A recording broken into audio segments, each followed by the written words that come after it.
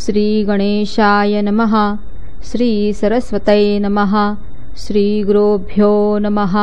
श्री कुलदेवतायै नमः. श्री सीतारामचंद्राभ्यां नमः. श्री सद्गुरु साईनाथाय नमः.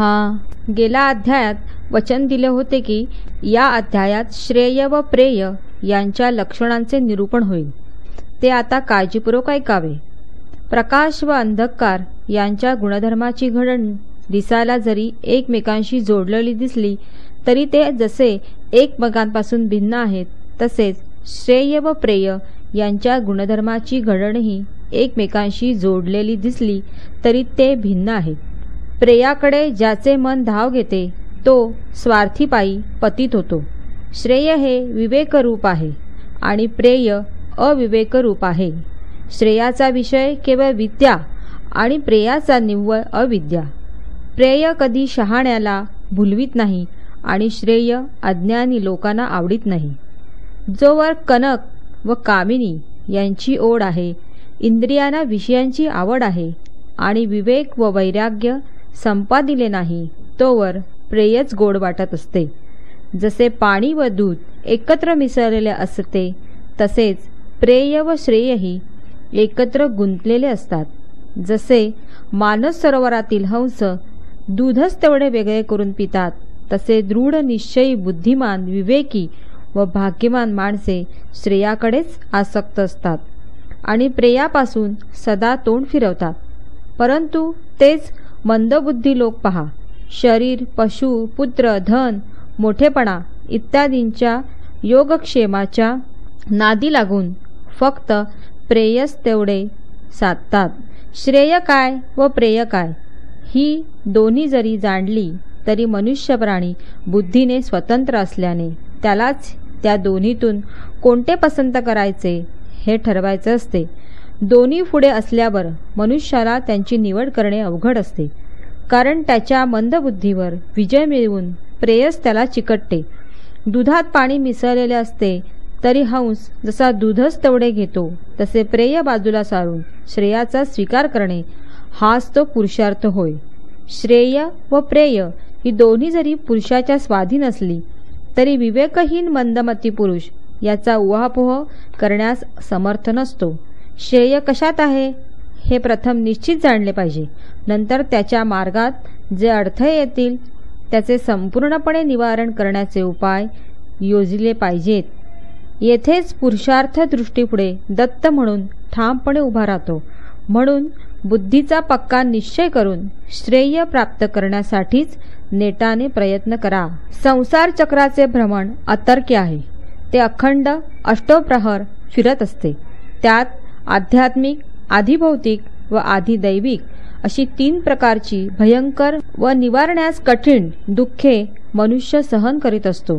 मग अत्यंत दुःखाचा अतिरेक सहन करून गांजलेला तो निवारण्याची सोपी सुखकर साधने शोधू लागतो. संसार चक्राचे हे भ्रमण सहन करायला कठीण आहे. हे कसे थांबवले जाईल, त्यासाठी काही उपाय असेल का, याचा शोध तो करू लागतो. महाभाग्याने अशी बुद्धी उपजली की तेथून पुरुषार्थाचा उदय होतो आणि मग तो पुरुष आपल्या हिताचे योग्य उपाय साधणारा होतो. अनादी अशी ही अविद्या किंवा माया शिंपल्यावरच्या रुपयासारखी व मृगजयातील पाण्यासारखी निकामी आहे. तिच्या खोट्या आभासरूपी मोठ्या अडथळ्यांचा नाश केला पाहिजे. स्वप्नात सोन्याचा गारांचा पाऊस पडतो. वेळी कामास येतील असे वाटून त्या प्रयत्नपूर्वक पुष्कळ साठवून ठेवल्या तरी जागे झाल्यावर त्या हरवून जातात.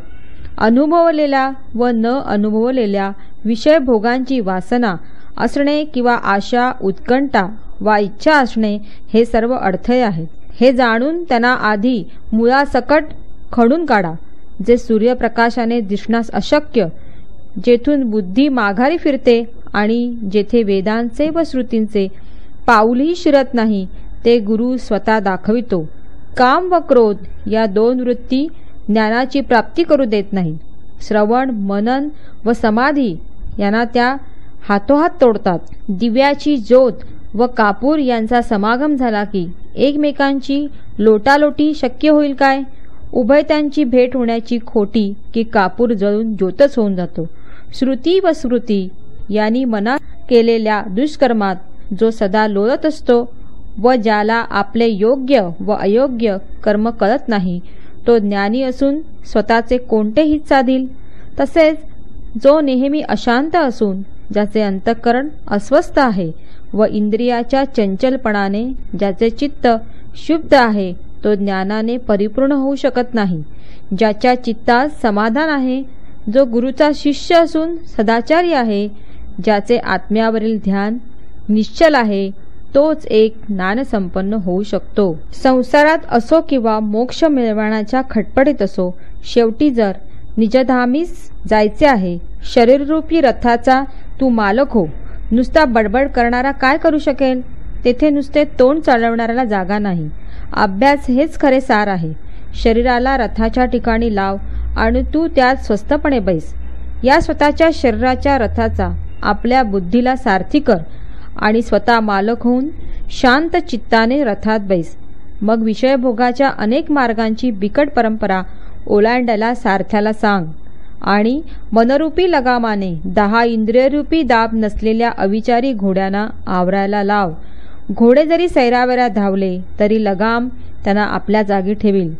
अशी ती लगाम सारथ्याच्या हातात सोपवून तू खुशाल स्वस्थ चित्ताने बैस. सारथी कुशल व निपुण असला तरच घोडे कसून चालतात, परंतु तोच मनरूपी लगामाच्या अधीन असला तर ते घोडे बलहीन होतात. जेथे विवेकयुक्त बुद्धीने सारथ्य आहे, ज्याचा मनावर ताबा आहे व ज्याचे चित्त एकाग्र झालेले आहे, त्यालाच परमपद प्राप्त होते. इतर लोक मार्गात थकतात. ज्याचे मन कधी ताब्यात नसते तो त्या पदापर्यंत पोहोचतच नाही आणि त्याला संसाराचे फेरे चुकत नाहीत. असे ते मोठे परमपद आपण होऊनच जसेच्या तसे प्रगट होते आणि ते कोठे आहे याची शंका फिटते. येथे तर्कवाद, अनुवाद, प्रवाद किंवा संवाद चालत नाही. येथे ईश्वर कृपेनेच दाद लागते. वादविवादांचा काहीही उपयोगच होत नाही. येथे तर्कांची चतुराई चालत नाही. तर्कज्ञाची बुद्धी कुंठित होते, भोळा भावच सिद्धीस जातो. हीच येथली नवलाई आहे. उत्तम प्रकारच्या ज्ञानाला जो कारण तो मार्ग वेगळा असतो आणि ती बुद्धीही वेगळी असते आणि ते उत्तम ज्ञान देणारा शास्त्रज्ञही वेगळाच असतो, हे लक्षात ठेवावे. अमूल्य हे शरीर वाया चालले आहे. धनाची तृष्णा ही दुपारच्या सावलीसारखी फार टिकणारी नाही आणि हरीची माया पार करण्याला अवघड आहे, हे सर्व जाणून संतांच्या पायी लागावे. संत हे संसाररूपी सागर पार करण्याची नौका आहे. त्यातील तू एक प्रवासी हो. त्यांच्याशिवाय पलीकडच्या काठावर नेण्याला कोण बरे समर्थ आहे?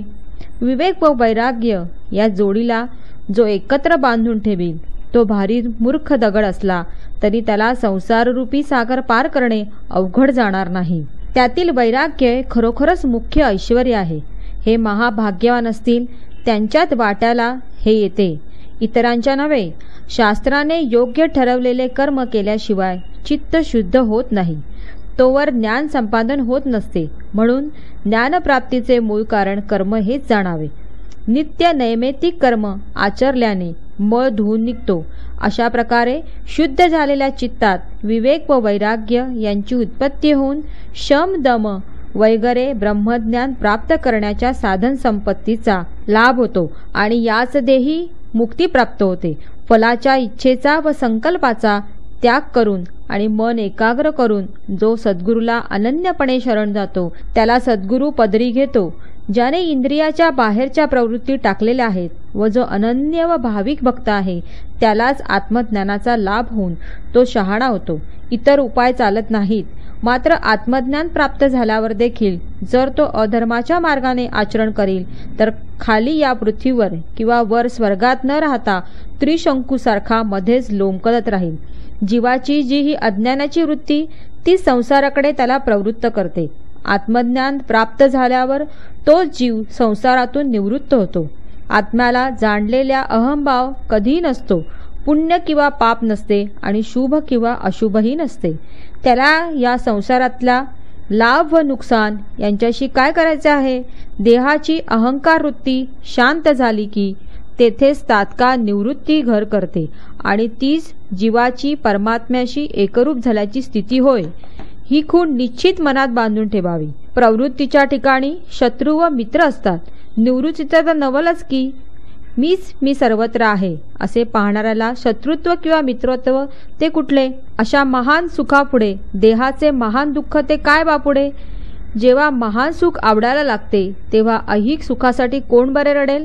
ऐहिक दुःखाचा डोंगर जरी त्यावर कोसळला तरी केवळ धैर्याचा तो पर्वतराज लवभर सुद्धा हलत नाही. भगवंत ज्यावर प्रसन्न होतो त्यालाच मग तो वैराग्य देतो, त्याची विवेकाशी सांगड घालून देतो आणि भवसागर पार उतरवितो.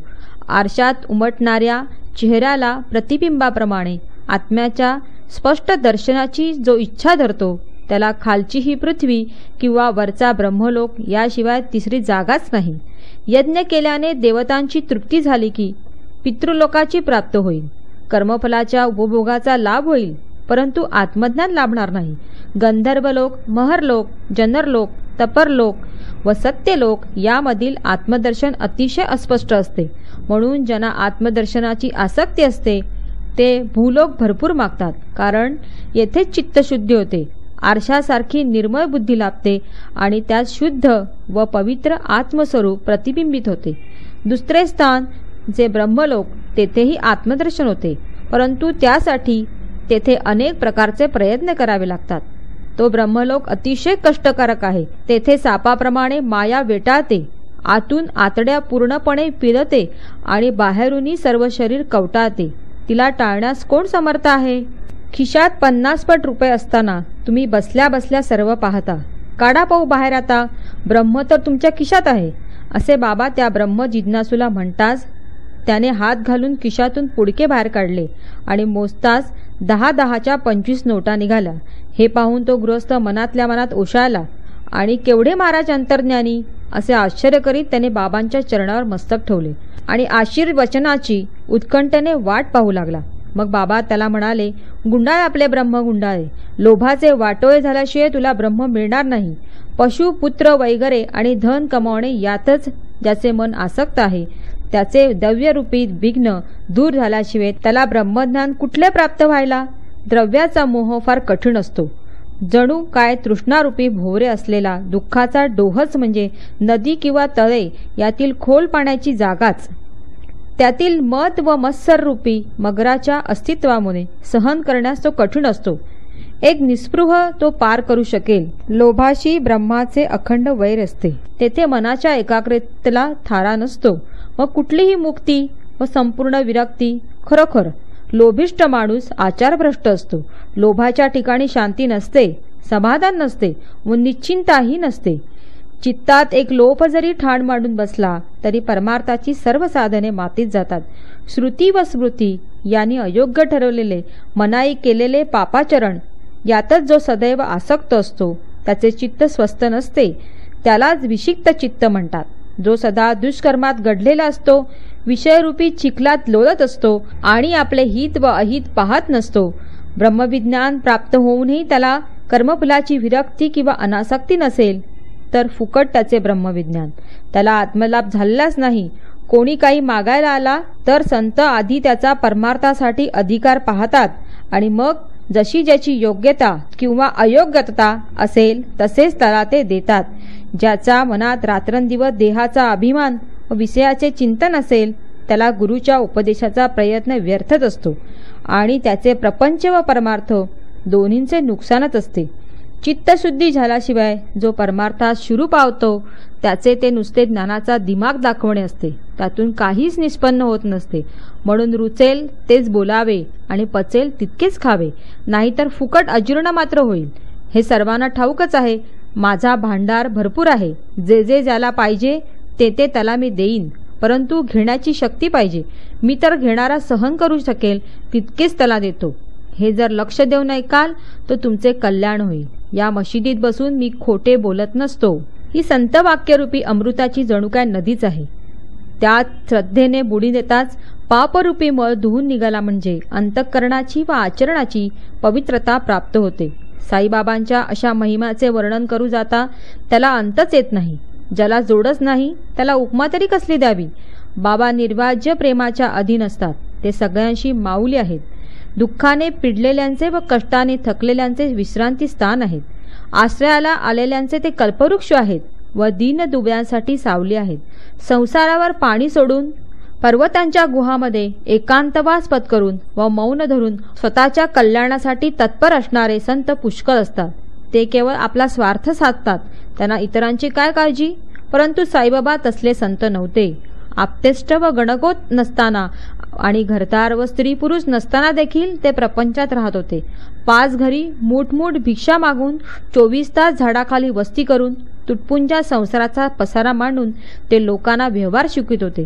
स्वतः ब्रह्मस्थिती प्राप्त केल्यावर जनतेच्या कल्याणासाठी झिजणारे महाज्ञानी संत या जगात फारच थोडे असतात.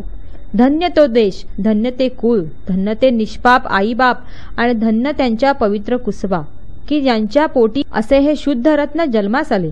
काहीही प्रयत्न केल्याशिवाय परीस सापडावा आणि तो दगड समजून बऱ्याच लोकांनी दूर फेकून द्यावा. तसेच या श्रेष्ठ भागवताला या शिर्डीत कोणी ओळखले नाही. उकिरड्यावर पडलेले रत्न पुराबाळांना सापडले म्हणजे ते जसे वाटेल तेथे फेकतात व खुशाल दगडासारखे पायाखाली तुडवतात.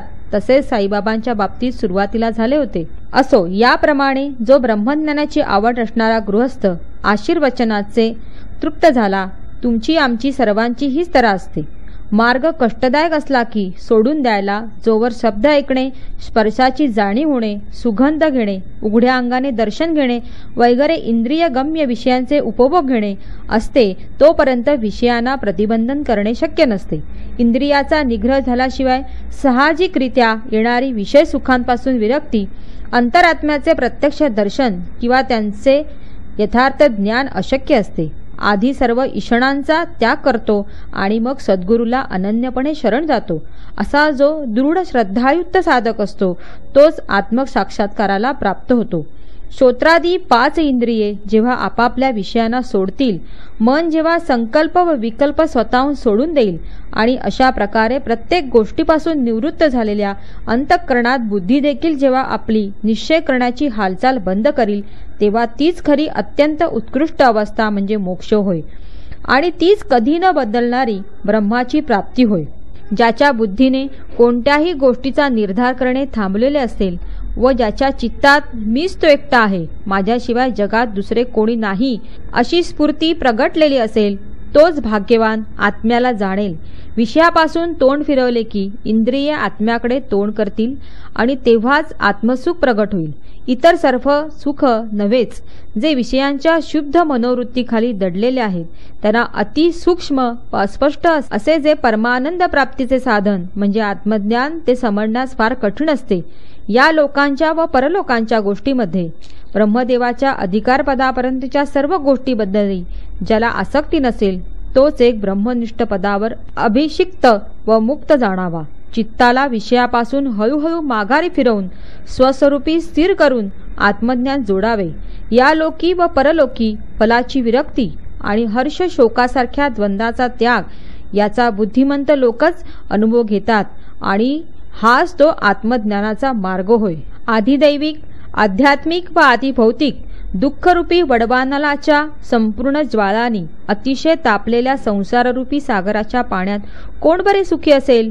त्यातून आपली संपूर्ण सुटका करून घेण्यासाठी साईबाबांची कृपा संपादन करावी आणि त्यांच्या चरित्राचे आदरपूर्वक वाचन, श्रवण व मनन करावे. हे साईनाथांचे चरित्र श्रोत्यांनी आपल्या पुत्र, मित्र व पत्नी यांच्यासह ऐकले तर या लोकीचे व परलोकीचे इष्ट साध्य होईल. बाबांची लीला अनेक तऱ्हांची आहे. भाग्यवान श्रद्धाळू श्रोतेच या कथा ऐकणारे आहेत. ही कथा हळुवारपणे श्रवण केली तर शांततेलाही शांतता येते. या कथारूपी झऱ्याच्या प्रवाहात चांगले व वाईट हे दोन्ही कर्मरूपी मीठ विरघळून जाते आणि कानांच्या द्वारे साईबाबांचे सुंदर रूप डोळ्यात शिरते. या चरित्राच्या श्रवणाने पातकांचा ऱ्हास होतो. काळाशी देखील झगडून विजयी होण्याची तयारी होते आणि श्रोत्यांना अत्यंत श्रेष्ठ आनंद विनायसे प्राप्त होतो. श्रवणाने अंतःकरण शुद्ध होते. श्रवणाने जन्ममरण चुकते. श्रोत्यांनी त्या श्रवणाच्या फलाची इच्छा न ठेवता जर ते ब्रह्मार्पण केले तर त्यांना ब्रह्म पण प्राप्त होते. असा साईबाबांच्या सेवेचा उद्योग सेवकांना सदा इच्छारहित करील आणि श्री साईराम आपल्या भक्तांना सर्वदा आराम देईल. श्रोते हो, यात ग्रंथाचा एक एक अध्याय घेऊन दररोज त्याचे वाचन, श्रवण, मनापासून अभ्यास, मनन व सतत चिंतन करा. आनंदो ब्रह्मेती व्यजानात असे जे तैत्तिरीय उपनिषदात प्रसिद्ध आहे, त्यात श्रुती सिद्धांताचा अर्थ बाबा आपल्या भक्तांना जणू काय दुसऱ्या शब्दात सांगत आहेत.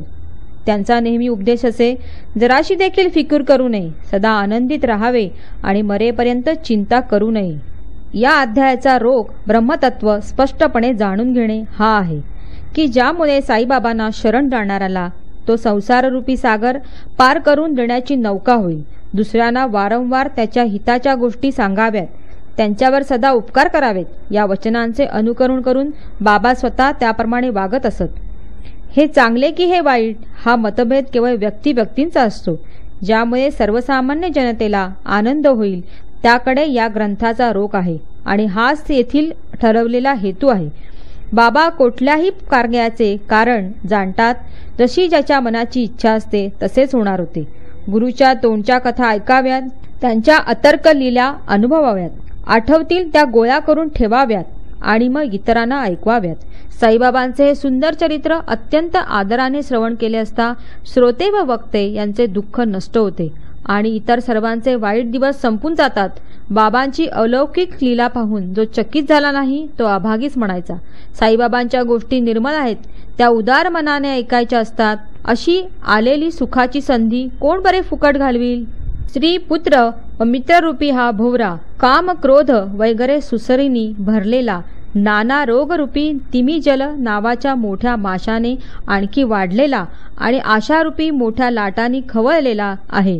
कित्येकदा उद्वेगाचा झटका येऊन जातो. हर्ष, शोक वगैरे द्वंद्वानी मनात संशय उत्पन्न होतो, परंतु चटकन संबंध तोडवत नाही. स्वतःच आपल्या जीवाला समजावून जागे करावे की तूच शुद्ध ब्रह्म आहेस. बसण्यासाठी दिलेल्या नळीला पायाने घट्ट धरून आपल्याला उलटा टांगून घेणाऱ्या पोपटाप्रमाणे तू देहाच्या सहवासाने स्वतःच बद्ध झालेला आहेस. केवळ मोहमायेने तू तुझी बुद्धी गमावली आहेस आणि त्यामुळे स्वतःचे हित विसरला आहेस.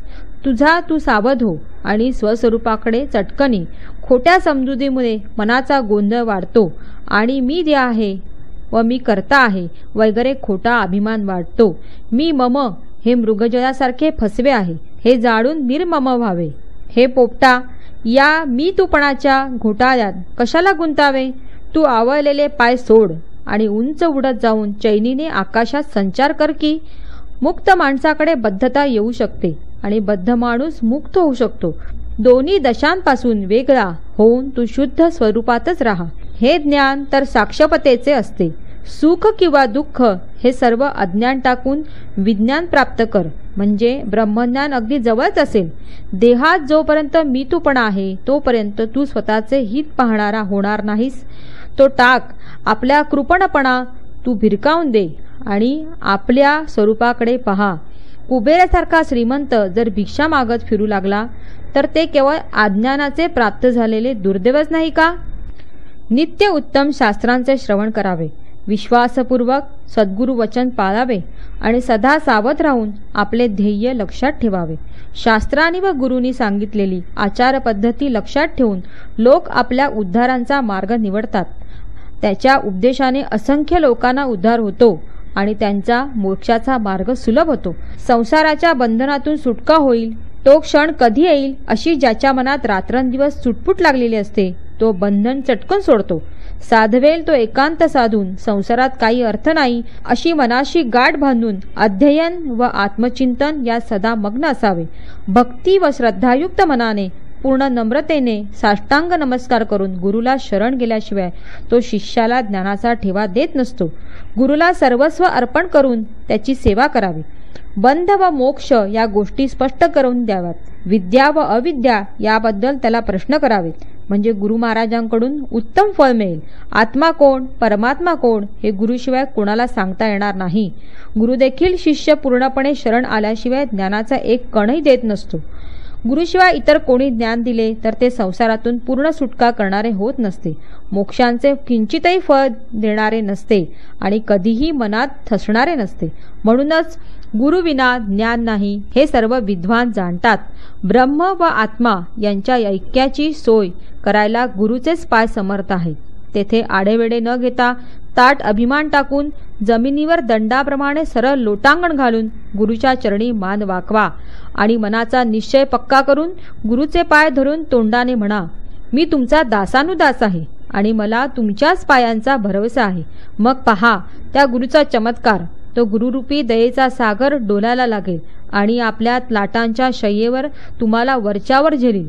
आपला अभयहस्त तुमच्या डोक्यावर ठेवून इडापिडांना उद्ध्वस्त करील आणि मस्तकाला उदीपासून पापाच्या सर्व राशी जाळून टाकील. अशा प्रकारे ब्रह्मार्थीला ब्रह्माचे निरूपण हे केवळ निमित्त करून बाबांनी जीवात्मा व परमात्मा यांच्या ऐक्यतेची खूण भक्तांना संपूर्णपणे कथन केली. मनात सहज शंका येईल की साई महाराजांची एवढी अचाट बुद्धिमत्ता व गाढ विद्वत्ता असताना थट्टेची एवढी प्रौढी कशासाठी आणि विनोदाची बाबांना आवड कशाला? परंतु विचार करून पाहिले तर त्याचे एकच समाधानपूर्वक कारण लक्षात येते, ते नीट ऐका. मुलाबाळांशी बोलताना, त्याच्या बोबड्या बोलात रमून जाताना, पोक्त माणसांच्या अलंकारिक व सभ्य शब्दरचनेच्या कथावार्ता कधी असतात का? ज्याची थट्टा केली जाते त्याच्यावर प्रेम नसते असे कधी म्हणता येईल का? परंतु उपदेश करण्याची विनोद व थट्टा ही एक विशेष तऱ्हा आहे. आपल्या पोटात काय रोग आहे हे काय तान्ह्या बाळाला कळते का? औषधाची गोळी ते हट्टी बाळ घेत नसले तरी त्याला कधी अंजारून गोंजारून, कधी डोळे वटारून, कधी 14व्या रत्नाचा उपयोग करून तर कधी प्रेमाने हृदयाशी धरून आईला ती पाजावी लागते. परंतु तेच बाळ मोठे होऊ लागले की त्याचे लाड करावेसे वाटते, तरी त्याच्या तीव्र किंवा बोजड बुद्धीचा विचार करावा लागतो. ज्ञानाचे तसेच आहे. तीव्र बुद्धीचे तीव्र ग्रहण असते. उपदेश करणाऱ्याला क्षणही लागत नाही, परंतु जड बुद्धीचे काम विलक्षण असते. डोक्यात ठसवायला फार कष्ट पडतात. समर्थ साई हे ज्ञानाचे भांडार आहेत. ज्या भक्ताची जशी बुद्धी तशी त्याची पात्रशुद्धता ठरवून ते ज्ञानरूपी द्रव्य वाटतात. ते पूर्ण अंतर्ज्ञानी आहेत. त्यांना सर्वांची आधीच माहिती असते. ज्याला जसे योग्य साधन तसेच त्याला नेम घालून देणे असते. जसा ज्याचा अधिकार तसा त्याचा विचार करून त्याच्या योग्यते किंवा अयोग्यतेप्रमाणे भक्तांची जबाबदारी बाबा घेतात. तसेच आम्ही दिसाला जरी वयाने मोठे असलो तरी त्या सर्व सिद्धी व ज्ञान प्राप्त झालेल्या साईसमोर लहानाहून देखील लहान आहोत आणि थट्टेसाठी सदा आतुर असतो. बाबा विनोदाचे आगर आहेत. ज्या ठिकाणी ज्यांची आवड असते तेथे त्यांना यथेष्ट पुरवून भक्तांना ते निश्चित किंवा समाधानी ठेवतात. बुद्धिमान असो की मंदबुद्धीचा असो, हा अध्याय वाचला तर परमानंद प्रकटेल, ऐकलात तर श्रवणाचा छंद वाढेल आणि मनन केलात तर स्वानंदाचे समाधान लाभेल. त्याचे आवर्तन केले तर परमार्थाचे ज्ञान होईल. निधिध्यासन केले तर मोठा आनंद आणि अखंड व निर्धोक सुख प्राप्त होईल. अशी ही बाबांची लीला अमर्याद आहे. येथला अत्किंचितही अनुभव ज्याने भाग्यवशात भोगला असेल तो येथे काया वाचा मनाने केलाच म्हणून समजावा. साईबाबांची लीला अतर्क्य आहे. हेमाडपंत साईबाबांच्या चरणी शरण आले आहेत. थट्टा मस्करी करून ज्ञान वाटण्यात भक्तांचे कल्याण करावे हाच एक बाबांचा हेतू होता. ब्रह्मार्थी हा केवळ निमित्तच समजावा.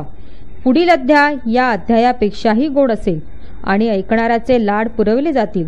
माझ्या मनाची गुप्त इच्छा स्पष्टपणे उघड करून पुरविली जाईल. मी माधवराव देशपांडे जाईन, त्यांना बाबांचा निरोप देईन आणि मग बाबांचा अनुग्रह मी कसा पावेन हे संपूर्णपणे श्रोत्याने ऐकावे. सर्वांचे कल्याण असो अशा प्रकारे संत व सज्जन यांनी प्रेरणा केलेल्या भक्त हेमाडपंत यांनी रचलेल्या श्री साई समर्थ यांच्या सत्यचरित्राचा ब्रह्मज्ञान कथन भाग 2 नावाचा 17वा अध्याय समाप्त झाला. श्री सद्गुरू साईनाथांना अर्पण असो. सर्वत्र मंगल असो. हा अध्याय सौ साधना